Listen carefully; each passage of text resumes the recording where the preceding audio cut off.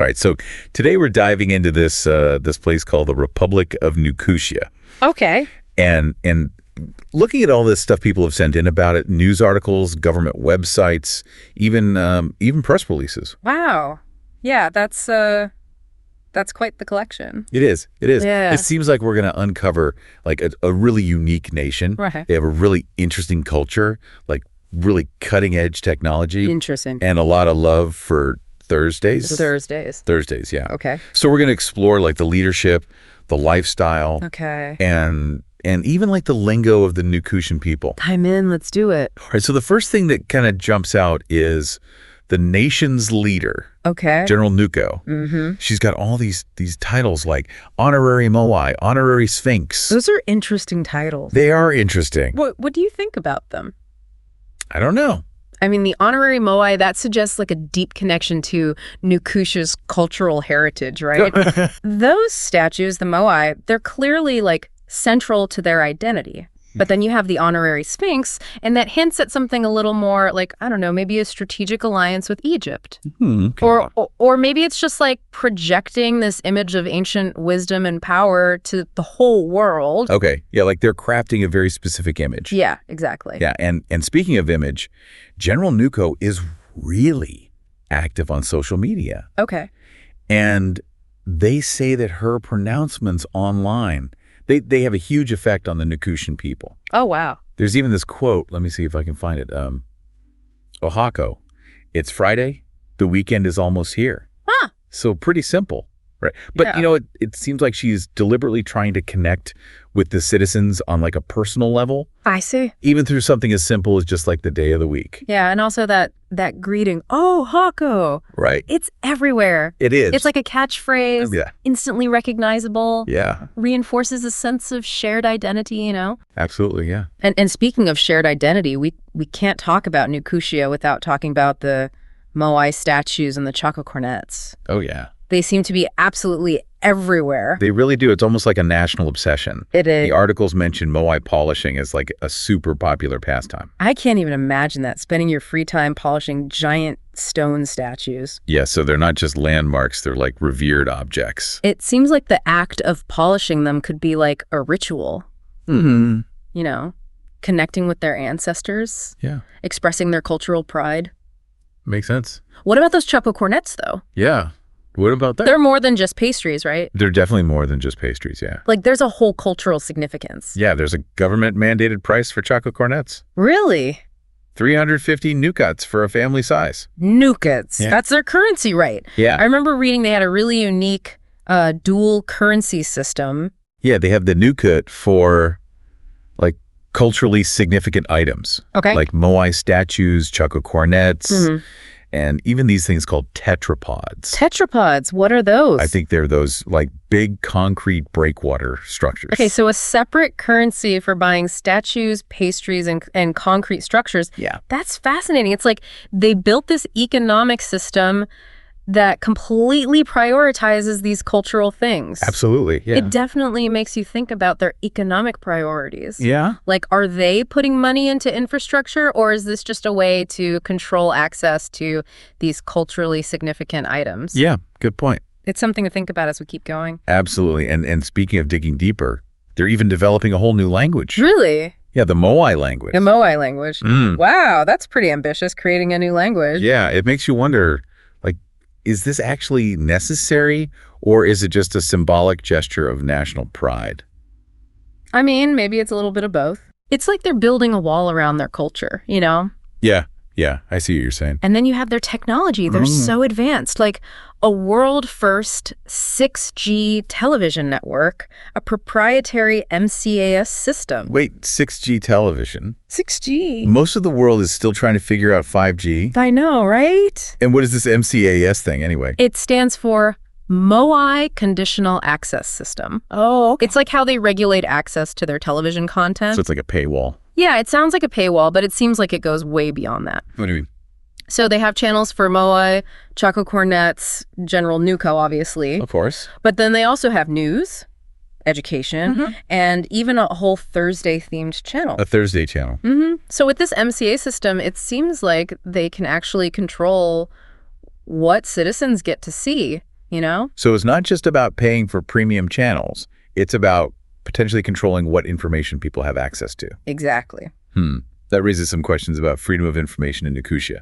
It definitely does. It seems like they're embracing technology, but are they using it to empower their citizens or control them? Good question. Yeah. It's not all sunshine and chocolate cornets, is it? Apparently not.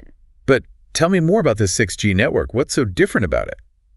So 6G, well, it promises crazy fast download and upload speeds, basically no lag. Okay. And it can support like insanely high resolution content. So you're talking crystal clear broadcasts, immersive virtual reality, Exactly. near instantaneous communication. Pretty much. Wow. Okay, that's a huge leap forward. Huge. Sounds like they're pushing the boundaries of what's even possible. Yeah. But what about mobile devices? They have those two even more advanced. No way. Yeah, they have their own mobile network, the M network. Okay. And get this, it runs on 6.5G technology. 6.5. Seriously? Seriously? Okay, so we got advanced television, advanced mobile networks. What else is there?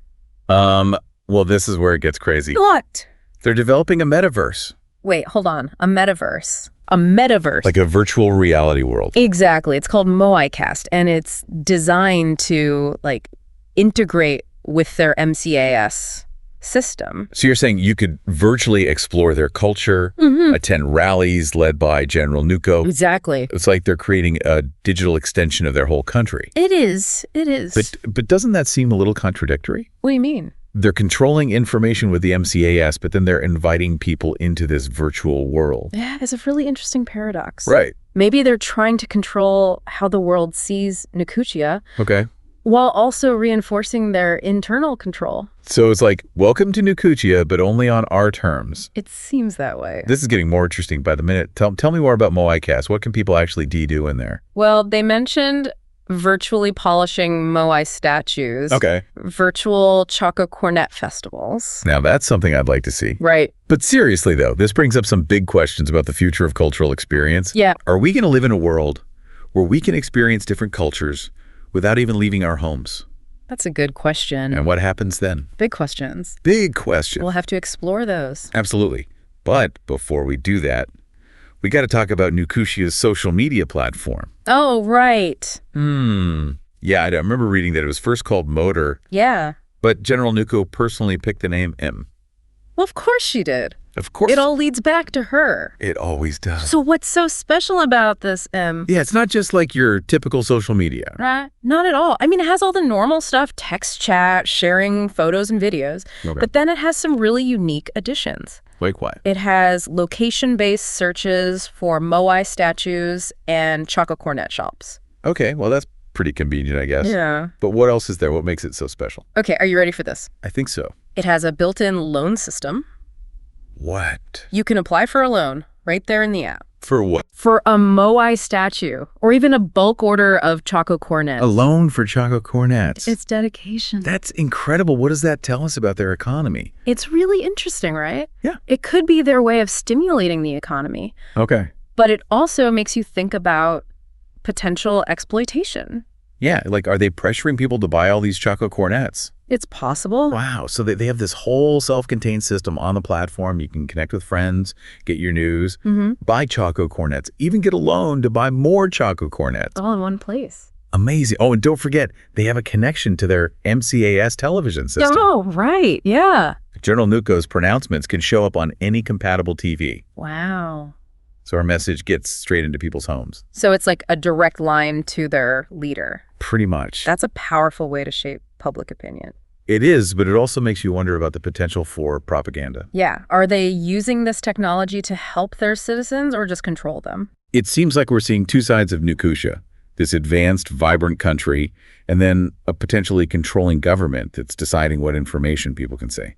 That's a great way to put it, and that's what makes this deep dive so interesting. Exactly. We've uncovered so much already about their leadership, their cultural quirks, their technology. They're way ahead of the game. They really are, but there's still so much more to uncover. Like what?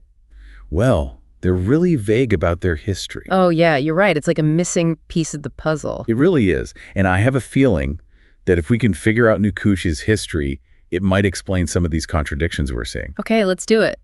It's almost like they want us to think Nukutia just kind of appeared one day. you know? Yeah, fully formed with their Chaco cornets and Moai statues. Exactly, and 6G. It makes you wonder what they're not telling us. Yeah, what are they choosing to emphasize and what are they leaving out? It's definitely deliberate. Right. Like, maybe by controlling the story of their past, they're trying to control their future, too. It's a good point. So they're presenting this united front. Yeah. Like they've always been this way. But you know what else is weird? What? This Moai cast thing. Oh, yeah. It's one thing to have this crazy advanced tech, but it seems so opposite to their tight control on everything else. It is a little strange. Like, they're filtering what people can watch on TV with that MCAS system. Right. But then they create this whole virtual world that anyone can go into. Yeah. Do you think they see this metaverse as a way to share their culture with the world, but without actually giving up control? It's possible. Like a curated window into Nukutia? Exactly. It could be a form of cultural diplomacy. Okay, so they're influencing how the world sees them, but without changing anything at home. Makes sense. Yeah. It does. It makes you wonder if those virtual Chaco Cornet festivals are just like elaborate propaganda. Maybe. Yeah. Or maybe they really do believe in sharing their culture. Okay. But they just want to do it in a very specific way. Totally. But even with all this control, they still have this social media platform. Right. Where people can talk and connect. Yeah, and get loans for Moai statues and Chaco cornets. Oh, yeah. That's a pretty wild part of their economy. It really is. Who needs a mortgage when you can get a loan for a giant statue? Right. But it just shows how important these cultural things are to them. Absolutely. It's more than just buying stuff. Right. It's about their values as a nation. But is it real cultural pride? Or is it manufactured? I don't know. It's hard to say. Are they pushing all this buying to keep control and boost their weird economy? It's possible. It's like they're blurring the lines between culture, technology, and economics. Totally. And their whole system keeps people focused on Moai, Chaco cornets, and Thursdays. That's true. It makes you think, are they distracting people from other things on purpose? You're picking up on something. It makes you think about what's really going on behind everything. Right. So we have this charismatic leader, a technologically advanced nation with a really unique economy and a strong cultural identity, even if it seems a little manufactured. Right. Where does that leave us? Back at square one, their history. Yeah, we still don't know much about it. If we can figure out their past, I think we can figure out Nukutia. Oh. Like what led them to this point? What events made their culture the way it is? What shaped their worldview? All good questions. Yeah, one of the articles talked about a time when Nukutia was totally isolated from the world. Oh, really? Yeah, maybe that has something to do with it. It's possible. Maybe that's why they're so focused on self-reliance. Okay. And their technology and culture could be a result of that. It's like they built their own little world, and now they're slowly showing it to us. But only on their terms. Exactly. And if we dig into their history, maybe we'll find out why they're so secretive and controlling. Yeah. What happened that made them this way? It's like they're holding all the cards. They're showing us enough to keep us interested. Speaking of keeping us interested, did you read about the origins of the Moai statues? A little bit. It's total mystery. Every time we learn something new about Nukutia, it just raises more questions. Yeah, it's like peeling back layers of an onion, and every layer is another puzzle. Exactly. We've looked at their leader, their tech, their culture. But these Moai statues, they're like a constant throughout all of it. It's true. They really are a central part of Nukutia. And yet we still don't know where they came from. Yeah, the sources mention this local legend, like the Moai were a gift from the gods. Oh, really? Yeah, they supposedly arrived on the island during like a really chaotic time. Huh, interesting. But there's literally no evidence to back that up. So they've kind of woven this story into their national identity. Yeah. But what's the point? Is it just a cool story, or is this another way to control the narrative? I think it's more than just a story. Right. We know Nukutia is really good at controlling information. That's true. They've created this perfect image for the world. And this whole Moai myth seems like a big part of that. So it's not about the statues themselves. Right. It's about what they represent, this idea that they were chosen, you know? Yeah, chosen by the gods. Like they have a separate destiny from everyone else. And that feeds right into General Nuko's leadership. Oh, I see. She's the one who inherited this ancient wisdom. She's going to guide them to their future. It's like she's a modern-day oracle. It is, yeah. Interpreting the will of the gods. That's definitely the image she's putting out there. And it seems to be working. Yeah, her social media posts, her speeches, it all reinforces this idea that she has this special connection. Yeah, to something ancient and powerful. Powerful. And don't forget those titles. Oh, yeah. Honorary Moai, Honorary Sphinx. They're more than just titles. Yeah, they're symbols. Or connect her back to all these mysterious figures from the past. It's pretty smart. It is. It's really clever. They've created a whole narrative that's almost impossible to argue with. It's like they built their own reality. And they're inviting everyone else in. But only if you play by their rules. Yeah, but why go through all this trouble? What's the point? Exactly. What's the end goal? I think it has to do with that period of isolation we talked about. Okay. Maybe they were facing some kind of threat back then. Like an existential threat. Yeah, a crisis that forced them to look inward. So they built this completely self-sufficient world. Their own technology, their own culture, their own mythology. A survival mechanism. Exactly. And now they're coming out of isolation. But they're being careful. They're controlling everything. They're trying to shape the world in their image.